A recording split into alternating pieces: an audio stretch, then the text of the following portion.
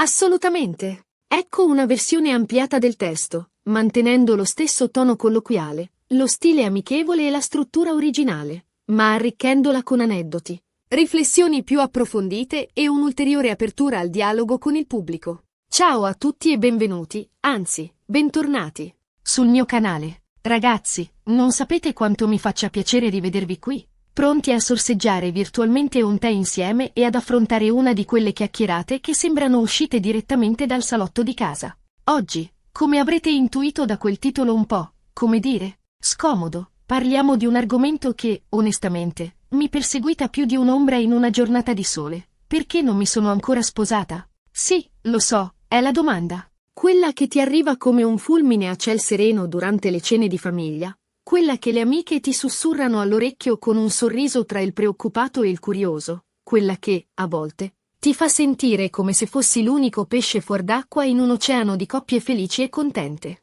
Ma, d'altra parte, capisco benissimo la curiosità. Siamo creature sociali, no? Ci piace capire, etichettare, inserire le persone in schemi predefiniti. E una donna single, superata una certa età, sembra quasi un'anomalia statistica. Quindi, preparatevi una tazza fumante della vostra bevanda preferita, avvolgetevi in una coperta morbida, perché oggi vi spalanco le porte del mio cuore e vi racconto tutta, ma proprio tutta, la verità. Non ci saranno filtri, promesso. Ma, prima di tuffarci a capofitto in questo oceano di riflessioni, permettetemi un piccolo promemoria. Se siete nuovi da queste parti, o se siete dei vecchi amici che si sono persi qualche video, vi invito calorosamente ad iscrivervi al canale. Cliccate su quella campanellina magica per non perdervi neanche una delle nostre chiacchierate settimanali e, soprattutto, per entrare a far parte di questa community meravigliosa, dove ci si supporta, ci si consola e ci si fa un sacco di risate insieme.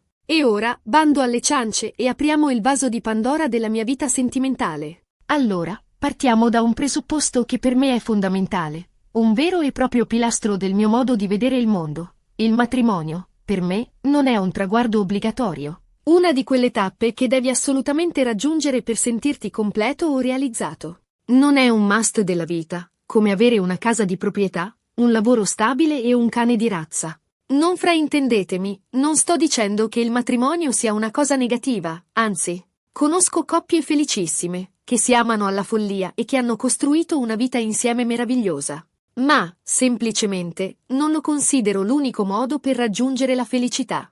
Non è che da piccola sognassi l'abito bianco da principessa, la torta a piani che sembra una scultura di Michelangelo e il principe azzurro che arriva a salvarmi dalla torre. Certo, ho divorato i film Disney come tutte le bambine della mia generazione. Mi sono commossa guardando Cenerentola che ballava con il principe e ho sperato segretamente che un giorno anche io avrei trovato il mio lieto fine. Ma, ripensandoci adesso, il mio focus era più sulla principessa che sul principe. Ammiravo la loro forza, la loro determinazione, il loro coraggio di affrontare le avversità. Il principe era solo un accessorio, un elemento secondario della loro storia. Forse è lì che è nata la mia avversione per i cliché e la mia tendenza a voler scrivere da sola il mio destino. Per me, il matrimonio è una scelta consapevole, una decisione importante che deve essere presa con serenità e maturità, non perché lo fanno tutti, o perché la società ti mette pressione, o perché i tuoi genitori te lo chiedono ad ogni pranzo di Natale, con quello sguardo misto tra la supplica e il rimprovero che ti fa sentire come se avessi commesso il peccato originale. Credo che questo sia un punto cruciale. Non sento minimamente la pressione sociale di dovermi sposare. E questo, credetemi, è un lusso che mi sono conquistata con fatica, a suon di no, grazie e non sono interessata. Ho visto troppi matrimoni infelici, troppe persone che si sono sposate per le ragioni sbagliate, spinte dalla fretta, dalla paura di rimanere sole, dalla voglia di conformarsi alle aspettative altrui, e che poi si sono ritrovate a pentirsi amaramente, intrappolate in una gabbia dorata fatta di rimpianti e recriminazioni. E non voglio assolutamente fare lo stesso errore. Preferisco di gran lunga essere single e felice, libera di inseguire i miei sogni, di coltivare le mie passioni, di viaggiare per il mondo senza dover rendere conto a nessuno, che sposata e infelice, costretta a reprimere la mia personalità e a rinunciare alla mia individualità per il quieto vivere. Questo è il mio mantra, la mia stella polare, il faro che illumina il mio cammino. Un altro aspetto fondamentale è che, fino ad ora, non ho incontrato la persona giusta. quella con cui sento di voler condividere la mia vita in modo così profondo e significativo da volerlo suggellare con un matrimonio. Ho avuto delle relazioni, certo, alcune più importanti di altre, alcune più brevi, altre più intense, alcune che mi hanno lasciato un segno indelebile nel cuore, altre che ho rimosso dalla mia memoria come un brutto incubo. Ma nessuna di queste mi ha fatto scattare quella scintilla, quella sensazione di eureka, quel lampo di genio che ti fa capire che hai trovato l'altra metà della mela, l'anima gemella, il compagno di viaggio perfetto. Nessuna di queste mi ha fatto pensare, sì, è lui, è lei, è la persona con cui voglio invecchiare, con cui voglio affrontare le gioie e i dolori della vita, con cui voglio costruire un futuro insieme. E non mi accontento. Non voglio accontentarmi di una relazione mediocre, di un amore tiepido, di un compromesso al ribasso. Non voglio rinunciare alla mia felicità per paura di rimanere sola, o per il timore di non trovare mai nessuno. Credo fermamente che l'amore vero esista, che sia un sentimento potente e trasformativo, e sono disposta ad aspettare anche tutta la vita pur di trovarlo. Molte persone mi dicono, ma Neslihan, sei troppo esigente. Hai degli standard troppo alti. Nessuno sarà mai all'altezza delle tue aspettative. Forse hanno ragione. Forse sono un po' idealista, un po' sognatrice, un po' testarda.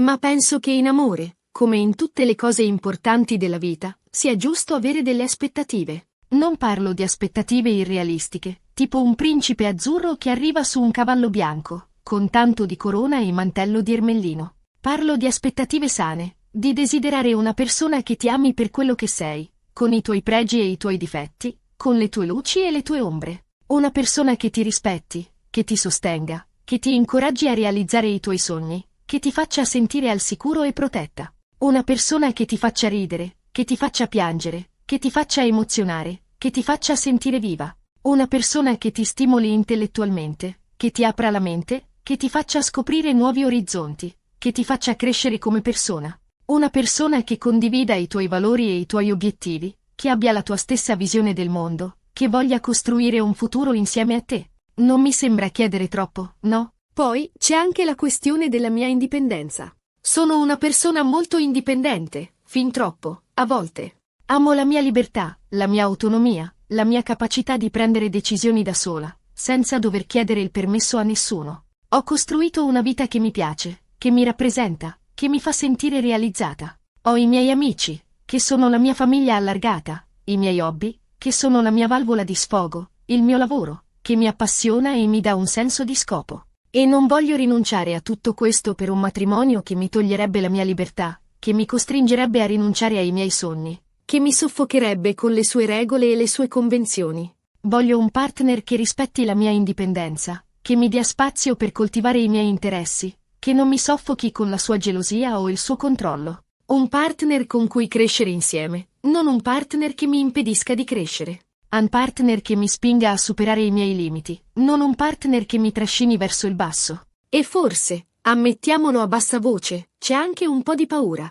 Paura di sbagliare, paura di soffrire, paura di non essere all'altezza. Il matrimonio è un impegno enorme, una responsabilità grandissima. È un salto nel buio, un atto di fede. E non voglio prenderla alla leggera. Voglio essere sicura di essere pronta, sia mentalmente che emotivamente, prima di fare il grande passo. Voglio essere sicura di aver fatto la scelta giusta, di aver trovato la persona giusta, di essere in grado di affrontare le sfide che il matrimonio inevitabilmente porta con sé. Quindi, ricapitolando e tirando le somme di questo lungo discorso, le ragioni per cui non mi sono ancora sposata sono diverse e complesse. Non sento la pressione sociale.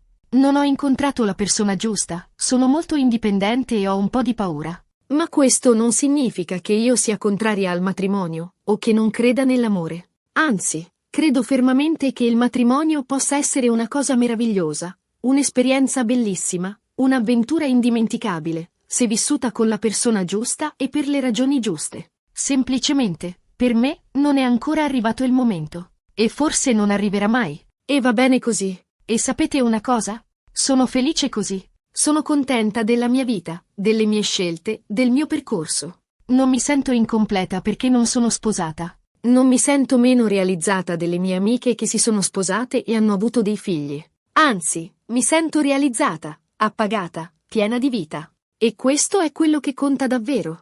La mia felicità non dipende dallo stato civile, ma dalla mia capacità di amarmi, di accettarmi, di vivere la mia vita al massimo. Spero che questa mia confessione a cuore aperto vi sia piaciuta. Spero di avervi dato degli spunti di riflessione, magari di avervi fatto sentire meno soli se anche voi vi trovate nella mia stessa situazione. Ricordatevi sempre di ascoltare il vostro cuore, di seguire la vostra strada, di non farvi condizionare dalle aspettative degli altri. La vostra felicità è la cosa più importante. E con questo siamo giunti alla fine di questo video fiume. Spero che vi sia piaciuto e che lo abbiate trovato interessante. Fatemi sapere nei commenti cosa ne pensate, se vi ritrovate nelle mie parole, se avete delle domande, se volete condividere le vostre esperienze. Sono curiosa di conoscere le vostre storie e le vostre opinioni. Vi ringrazio di cuore per avermi seguito fino alla fine. Siete meravigliosi. E adesso, non dimenticatevi di mettere un bel mi piace al video, di condividerlo con i vostri amici e di iscrivervi al canale se ancora non l'avete fatto. E ricordatevi di attivare la campanellina per non perdervi nessun video. Vi mando un abbraccio virtuale e vi aspetto al prossimo video. Ciao! E ricordatevi, siate felici, siate voi stessi e non abbiate paura di seguire il vostro cuore. Un bacio!